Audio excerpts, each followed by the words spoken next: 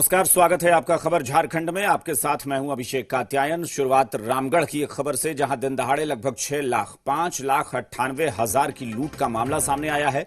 बरकाखाना रामगढ़ पतरातू मुख्य मार्ग पर स्थित दानिश पेट्रोल पंप के कर्मचारियों के साथ मारपीट की गई और लूट की वारदात को अंजाम दिया गया। दानिश पेट्रोल पंप के मालिक मोहम्मद नसीम ने बताया कि 3 दिनों की कमाई का पैसा लेकर प्रबंधक राजेंद्र बेदिया बैंक में जमा करने रामगढ़ जा रहा था। इसी बीच घुटवा बाजार के कब्रिस्तान के पास 2 बाइक सवार 5 युवकों ने राजेंद्र बेदिया को रोककर मारपीट की और 5,98,000 रुपए और 1,14,000 की चेक लूट ली। पुलिस मामले की तफ्तीश में जुटी है।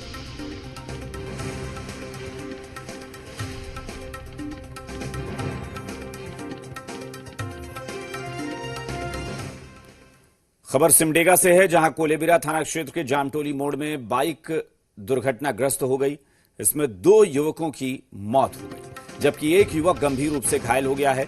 घटना के संबंध में मिली जानकारी के मुताबिक गुमला की तरफ से एक बाइक पर सवार होकर 3 युवक कोलेबिरा की ओर आ रहे थे। इसी क्रम में जामटोली मोड़ के पास अनियंत्रित होकर बाइक एक पेड़ से जा टकराई। घटनास्थल पर ही एक संजोग गोप की मौत हो गई, जबकि एक युवक की मौत अस्पताल लाने के क्रम में हो गई। वहीं तीसरा युवक गंभीर रूप से घायल है, जिसका इलाज अस्पताल में चल रहा है।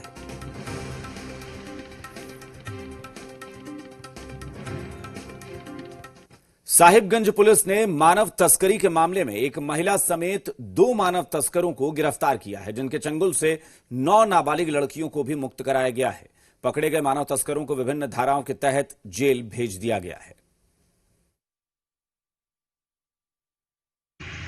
इस दोनों एफआईआर के बाद त्वरित कार्रवाई करते हुए एसडीपीओ बड़ड़वा के नेतृत्व में टीम गठित की गई, जिसमें पुलिस निरीक्षक बड़ड़वा देवी नारायण और वहां के पुलिस अफसर प्रमोद टुडू और सौरभ कुमार भी थे और अन्य महिलाएं भी थी। अब त्वरित कार्रवाई करते हुए इन 9 बच्चियों को बरामद किया गया है। सर झारखंड के रामगढ़ स्थित पतरातू प्रखंड के 25 गांव के ग्रामीण भूख हड़ताल पर छठे दिन भी बैठे हुए हैं। गांव की महिला और पुरुष भूख हड़ताल पर डटे हैं, जहां कई लोगों की हालत बिगड़ गई है। दरअसल इन ग्रामीणों की भूख हड़ताल आंदोलन पीवीयूएनएल और पुलिस प्रशासन के विरोध में है।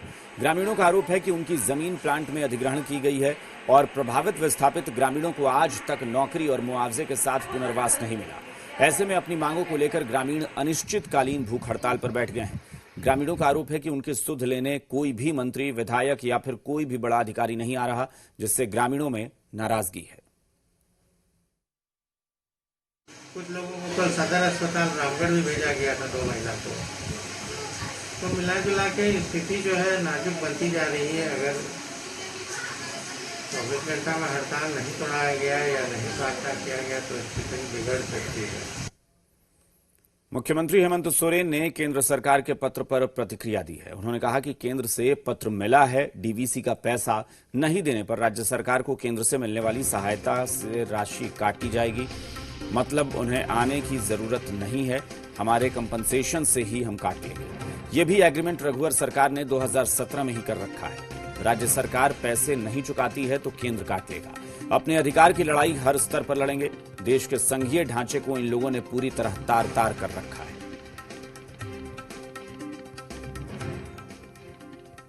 केंद्र सरकार की नीति और केंद्र सरकार की जो हिटलरशाही है वो अभी तक रुका नहीं। अभी कुछ दिन पहले फिर से केंद्र सरकार से हमें पत्र प्राप्त हुआ है कि डीवीसी का पैसा नहीं देने पर राज्य सरकार को मिलने वाला केंद्र से सहायता में से ही काट लिया जाएगा। मतलब उसको अब यहां आने की जरूरत नहीं है। जो हमारा कंपनसेशन मिलता है उसी से वो काट लेंगे। रांची में कांके के केंद्रीय संस्था सीआईपी को लेकर झारखंड मुक्ति मोर्चा ने बीजेपी पर निशाना साधा है। झारखंड मुक्ति मोर्चा के केंद्रीय महासचिव ने कहा कि मानसिक रोगियों के लिए बने सीआईपी में एसआईएस सिक्योरिटी के नाम पर बीजेपी के पूर्व राज्यसभा सांसद द्वारा करोड़ों के वारे न्यारे किए जा रहे हैं। वहां नियुक्ति भी यूपी के लोगों की होती है। झारखंड मुक्ति मोर्चा इसे कतई बर्दाश्त नहीं करेगा। अब निजाम बदल गए हैं, फैसले भी बदलेंगे।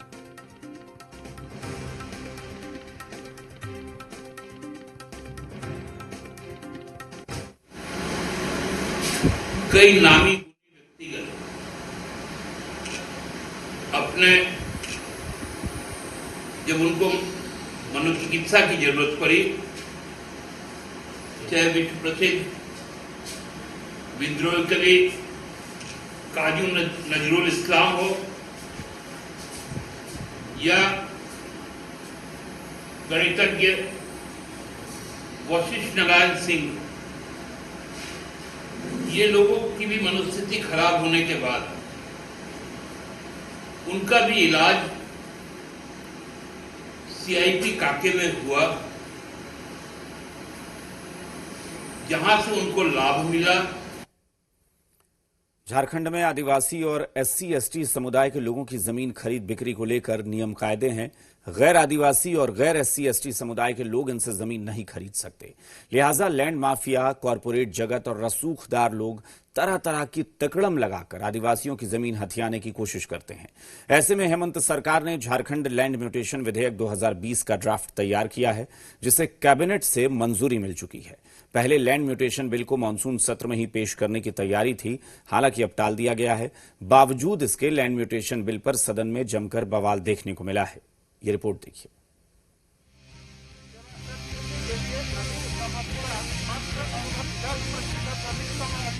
माननीय सदस्य रणधीर कुमार सिंह जी, माननीय सदस्य रणधीर कुमार सिंह जी, यही तरीका बचा है क्या? अगर आपको उनसे बात करना है तो उनके पास चले जाइए, यही नहीं तो विधानसभा के बाहर बुला लीजिए। ऐसा नहीं, आप अपने आसन पर चले जाइए, अपने आसन पर आए।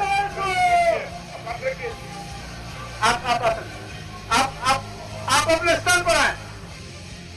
झारखंड विधानसभा के मानसून सत्र की कार्यवाही दूसरे दिन भी हंगामे के बीच चली। कार्यवाही शुरू होते ही विपक्ष के विधायकों का हंगामा देखने को मिला। विपक्ष के विधायक वेल में पहुंचकर नारेबाजी करने लगे। इस दौरान विधानसभा अध्यक्ष ने प्रश्नकाल चलने देने की अपील की। इधर विपक्ष के विधायक लैंड म्यूटेशन बिल को लेकर हंगामा करते रहे।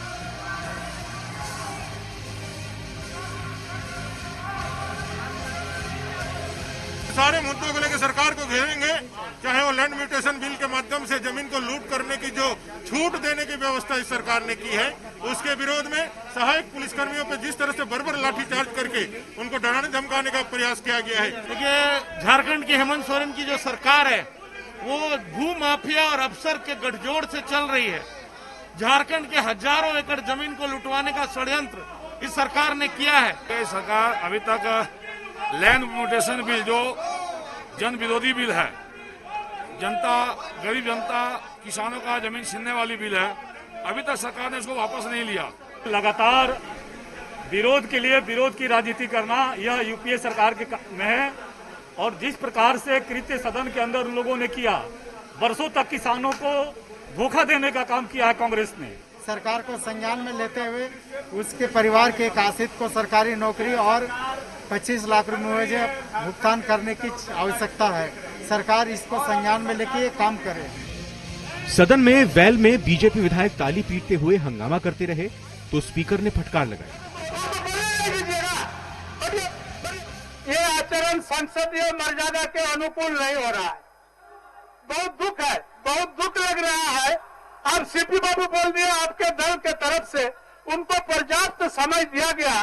भानु जी आप भी बोले, आप दोनों का बातों से सहमत होकर के सरकार के पक्ष से माननीय नेता सदन और संसदीय कार्य मंत्री दोनों बोले। फिर इस बात को फिर दोहराना हम तो उचित नहीं समझ रहा है। वहीं सीएम हेमंत सोरेन ने लैंड म्यूटेशन बिल पर प्रतिक्रिया दी है, जबकि संसदीय कार्य मंत्री आलमगीर आलम ने लैंड म्यूटेशन बिल पर कहा, बिल अभी कैबिनेट से पास हुआ है, लेकिन जैसे ही पता चला इसमें कुछ खामी है, हमारी सरकार ने रोक दिया। जब बिल सदन में आया ही नहीं तो सफाई की जरूरत क्या? मुझे नहीं लगता है इस बिल में सरकार को कोई सफाई देना चाहिए। सहायक पुलिस और लैंड म्यूटेशन बिल को लेकर के हमारे माननीय विपक्ष के साथी ना जाने क्यों इतने आक्रोशित हो गए हैं, ये समझ से परे है। क्योंकि सभी लोग सभी चीजों के बारे में जानते हैं और मुझे लगता है इस विषय को कुछ आप ही इस समाधान को करने का कोशिश करें। संशोधन या लैंड प्रोटेक्शन बिल, ये दोनों लाने की विगत सरकार ने कोशिश की थी। हम मानते हैं कि कैबिनेट में पारित हो गया, लेकिन जब भी हम लोग को मालूम हुआ ये गलत है तो इसको रोकने के लिए हमारी सरकार जो है, हमारे माननीय मुख्यमंत्री सारे लोगों ने बोला इस बिल को रोका जाए, और ये बिल आया ही नहीं आपके पास। तो जब आया ही नहीं, जिसको चर्चा ही नहीं है, कोई भी बिल सदन में आता है, कोई बिल सदन में आता है, जवाब सुन लीजिए भानु जी, जब आपका बात सुन लिया गया तो आप उनका जवाब बनता है। वो बिल सदन में नहीं आई है और चर्चा के बाद ही वो एक्ट बनता है। इसीलिए मुझे नहीं लगता है इस बिल में सरकार को कोई सफाई देना चाहिए। देखिए, मैंने कहा कि भाजपा के पास मुद्दा ही नहीं है, ये मुद्दा लेस पार्टी बन चुकी है। हेमंत सोरेन की सरकार अच्छा काम कर रही है। इनको कैसे मालूम चल गया कि आज ये घटना घटने वाली है? सुबह से नाश्ता खाना ये लोग तैयार करके रखे थे। आज तक जब इन लोगों ने सैया को पिटवाया, सेविका को पिटवाया, पारासिटिक को गोली मरवाया, तब पानी और खाना नहीं दिया, तो कहीं न कहीं सरकार को बदनाम करने की साजिश है। लैंड म्यूटेशन बिल अभी कैबिनेट से पास हो गया है, लेकिन इस मॉनसून सत्र में बिल को पेश नहीं किया जाएगा। बावजूद इसके बीजेपी दबाव बनाने में जुटी है। देखना होगा मॉनसून के आखिरी दिन सदन में कितना काम होता है। चंदन, जी मीडिया, रांची। सहायक पुलिसकर्मियों के आंदोलन की आग अब सड़क से लेकर सदन तक देखने को मिल रही है। सदन में सहायक पुलिसकर्मियों के मुद्दे पर विपक्ष ने सरकार को घेरने की कोशिश की। लाठीचार्ज के मुद्दे पर हंगामा किया तो मुख्यमंत्री हेमंत सोरेन ने जवाब दिया। दलील दी कि कोरोना काल में आंदोलन कानूनी रूप से गलत है, साजिश के तहत आंदोलन को भड़काया जा रहा है और इन सब के बीच 10वें दिन सहायक पुलिसकर्मी मोरहाबादी मैदान में डटे हुए हैं।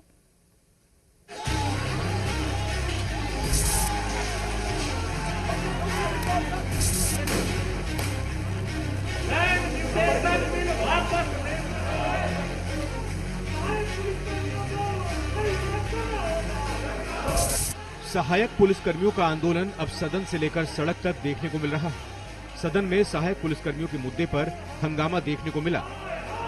बीजेपी ने सहायक पुलिसकर्मियों पर लाठीचार्ज के मुद्दे को उठाया, साथ ही साथ सहायक पुलिसकर्मियों की मांग के बहाने सरकार को भी घेरा। जो सहायक पुलिस अध्यक्ष महोदय अपने मांग के लिए बैठे हुए हैं इतने दिनों से, वो जब अपनी मांग रख रहे हैं तो सरकार के द्वारा पुलिस को पिटवाया गया है। अध्यक्ष महोदय, उस पर सरकार स्पष्ट करे।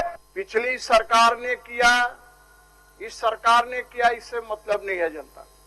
ये 2500 जो सहायक पुलिसकर्मी है उनका समाधान तुरंत होना चाहिए थे। बीजेपी सहायक पुलिसकर्मियों के बहाने सरकार को घेरने की कोशिश करती रही तो जवाब देने के लिए मुख्यमंत्री हेमंत सोरेन आए। कहा कि इस कोरोना काल में रांची में सहायक पुलिसकर्मियों का जुटना कानूनी रूप से भी गलत है। हमारी सरकार संवेदनशील है, साजिश के तहत आंदोलन को भड़काया जा रहा है। सहायक पुलिस और लैंड म्यूटेशन बिल को लेकर के हमारे माननीय विपक्ष के साथी ना जाने क्यों इतने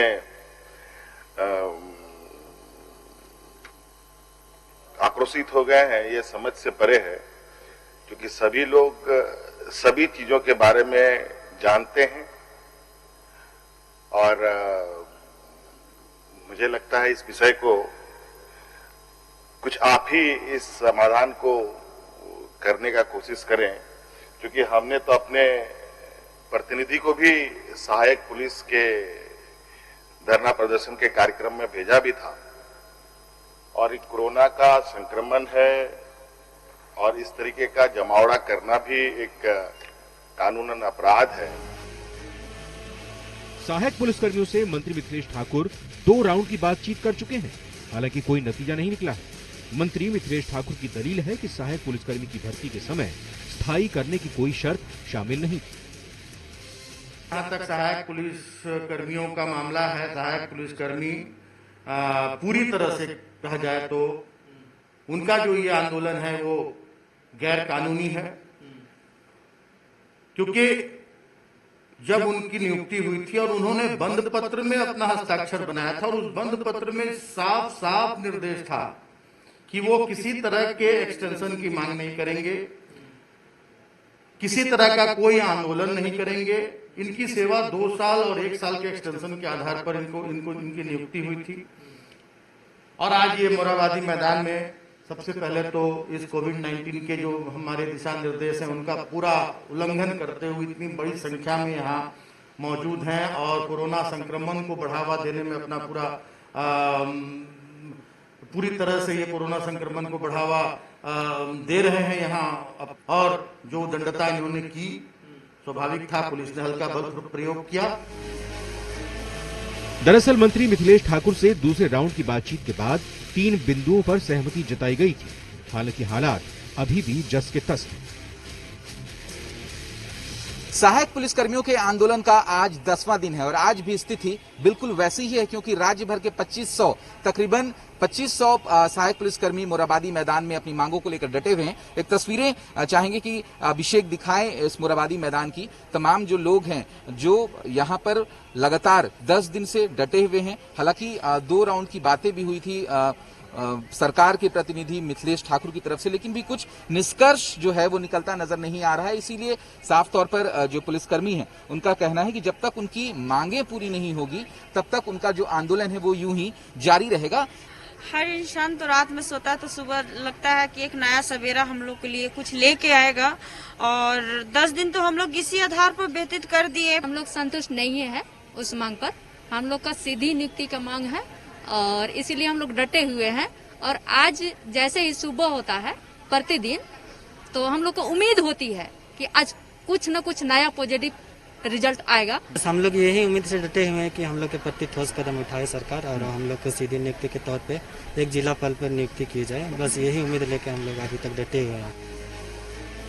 सीधी नियुक्ति की मांग पर अड़े 2500 सहायक पुलिसकर्मियों का बेमियादी आंदोलन जारी है। देखना होगा कब तक कोई समाधान निकलता है। रांची से कामरान और चंदन की रिपोर्ट, जी मीडिया। यहां रुकेंगे एक छोटे से ब्रेक के लिए, कहीं मत जाइए, फौरन लौटते हैं।